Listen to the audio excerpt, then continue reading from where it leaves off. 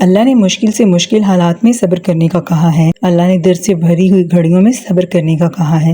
آخر صبر ہی کیوں بھڑکتے جذبات کو چپ لگائی جائے، تاکہ آپ کو پتہ چلے کہ اتنے بدترین حالات میں آپ کا رب آپ کو کیسے تھامے ہوئے ہے، تاکہ وہ آپ کو واضح طور پر آپ کے ساتھ نظر آئے، آپ کو اس کی مدد محسوس ہو، اس کا ساتھ محسوس ہو، آپ کو محسوس ہو کہ کیسے اس نے آپ کا ہاتھ پکڑ کر آپ کو مختلف تکلیف اور پریشانیوں سے نکالا، اس نے کیسے آپ کو مختلف مصائب سے نکالا، تاکہ آپ اپنی تکلیف کو بھول بیٹھیں۔ صبر نہیں کریں گے تو تکلیف میں گھرے رہ جائیں گے۔ اللہ کا ساتھ کیسے دیں گے آپ؟ اللہ کی مدد کیسے ڈھونڈیں گے پھر؟ کیسے نظر آئے گی اس کی مدد پھر؟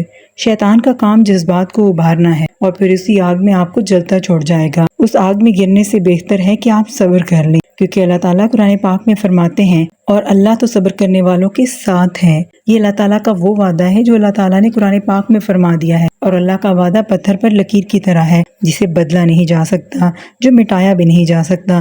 اللہ کے وعدے تو سچے ہیں۔ اللہ تعالیٰ اپنے وعدوں کا پاس رکھنے والا ہے، اور پتہ ہے پھر بندے کو مختلف طریقوں سے اللہ تعالیٰ کی مدد مل جاتی ہے۔ کبھی کوئی معجزہ ہو جاتا ہے، کوئی انسان آپ کی زندگی میں آ کر رنگ بکھیر دیتا ہے، کوئی آپ کی ضروریات کو پورا کرنے والا آ جاتا ہے، تو پھر اپنے رب پر بھروسہ رکھیے۔ اللہ تعالیٰ کو بتائیے کہ آپ صرف اور صرف اسی کی طرف آئے ہیں، آپ صرف اسی کی مدد کے محتاج ہیں۔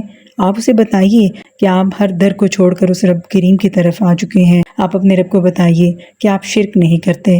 آپ رب کریم کو بتائیے کہ آپ تمام بتوں کو توڑ کر اس کی طرف آئے ہیں۔ آپ اپنے ہاتھوں کو صرف اور صرف اللہ تعالیٰ کے سامنے بلند کرتے ہیں۔ اپنے رب کی طرف آئیے، اپنے رب سے مدد مانگیے، وہ کبھی بھی آپ کو یا مجھے خالی نہیں لوٹائے گا، انشاءاللہ۔